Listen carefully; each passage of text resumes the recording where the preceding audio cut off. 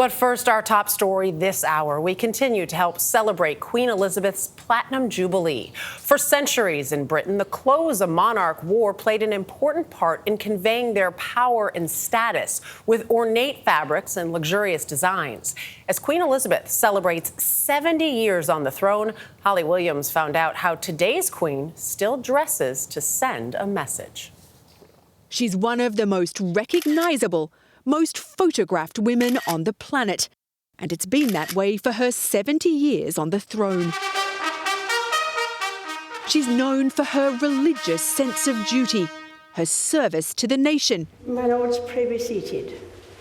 She's representing an institution that has clung to its traditions for centuries against a backdrop of seismic change. And her iconic style, according to Kenya Hunt, the editor of British Elle magazine. That silhouette that she sticks with in terms of her suit and the hat and the bag and the shoe, which is a very sensible heel. It's a very clear branding. We don't even have to see her face. You could just look at the woman and block out the face and we automatically know that it's the Queen. And so that's a very powerful image. Her signature look has barely changed in decades and comes in a range of very bright block colours. Color does convey a sense of hope and optimism. Oftentimes you see women politicians who gravitate towards colors that tend to be a little more darker and more serious, like black and navy blue and beige, whereas the Queen is really quite light. Amanda Wakely is a fashion designer who's famously dressed many of the younger royals, from Diana to Kate and Meghan. Are there things that royals need to consider when they're dressing that ordinary mortals don't? Oh, a lot. I know she's very conscious of not wearing a hat too low over her face because, again, if the crowd has come to see the Queen or the audience has come to see the Queen, they want to see her eyes. As well as literally hundreds of lenses trained on them when they're in public. Yes, from every angle. So, it's the hair has got to be perfect 360. She told us the Queen knows exactly what works best for her. I think the most stylish women I know have found their uniform, have found their style.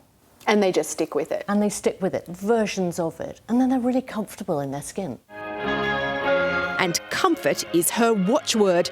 For over 60 years, she's been carrying elegant, utilitarian handbags made by Launa. And her sturdy heels by Anello and David are first worn in by her dresser, Angela Kelly, to prevent them rubbing. Kelly's been a trusted aide for 20 years and recently published a discreet book about her work with the monarch. Wakely says the Queen's style is less about fashion than a statement of intent. I'm no nonsense. I'm here to do a job and serve my nation. The Queen has met plenty of fashion icons through the decades, from Jackie Kennedy to Sophia Loren and Michelle Obama. The Queen's crimson robe. And she's had her own high fashion moments. Yards of regal silk for her coronation, designed by Norman Hartnell. The cover of British Vogue this past April.